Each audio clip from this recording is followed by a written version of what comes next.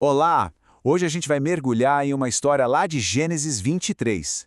E não é só para contar um fato antigo, não. É para a gente ver de perto uma jornada de fé, de integridade, em um dos momentos mais difíceis da vida de Abraão. Vamos ver como as atitudes dele, logo depois de uma perda imensa, se tornaram um legado que dura até hoje. A nossa história começa em um momento de profunda tristeza. Sara, a esposa de Abraão, morre. E não em qualquer lugar. Ela morre em Hebrom, bem no coração da terra que Deus havia prometido a eles. Esse cenário é fundamental, porque é ali, no meio do luto, que a promessa de Deus começa a se tornar algo muito real, muito tangível. Esse versículo é curto, mas nossa, como ele é poderoso. A dor de Abraão é quase palpável. O texto diz que ele veio para lamentar e chorar. Isso mostra pra gente a profundidade do amor dele, o valor enorme que o casamento deles tinha. É um luto genuíno, sem máscaras, um reconhecimento da dor da perda. Sara viveu 127 anos. A Bíblia faz questão de registrar esse número exato. A gente poderia pensar, tá, mas e daí? Só que esse detalhe, que parece pequeno, na verdade revela algo extraordinário sobre o papel dela em toda a história da fé. Pensem bem, de todas as mulheres na Bíblia, Sara é a única, cuja idade na hora da morte é registrada. Isso destaca a importância monumental que ela tinha. Ela não era só a esposa de Abraão, ela era uma matriarca, uma peça central na aliança de Deus. Esse detalhe é uma homenagem à vida e ao legado dela.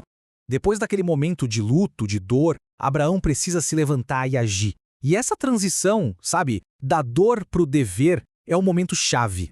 Vamos observar como ele navega essa mudança com uma dignidade que é realmente impressionante. Olha só que interessante esse contraste. De um lado, o luto autêntico, genuíno. Do outro, a ação decisiva. A frase "se levantou" não é só sobre se levantar fisicamente, né? É sobre seguir em frente, assumir a responsabilidade, mesmo com o coração partido. A lição aqui é que a emoção de verdade não anula a necessidade de agir com responsabilidade. Quando Abraão vai negociar o túmulo, ele se apresenta assim: estrangeiro e peregrino. Isso aqui é muito mais do que uma descrição social. É uma declaração de fé. Ele está dizendo: minha casa de verdade não é aqui. Eu estou de passagem, porque a minha esperança, a minha cidadania, está firmada na promessa de Deus. E aí a gente chega na negociação pela sepultura de Sara.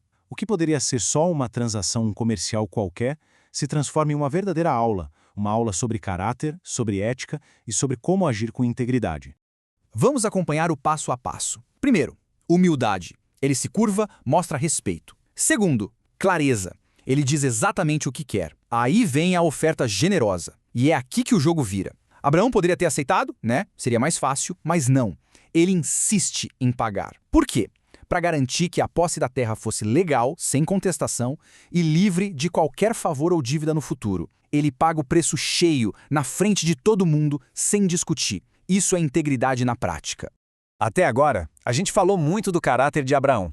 Mas essa compra tem um significado muito mais profundo. A aquisição desse túmulo não foi só uma necessidade prática, não.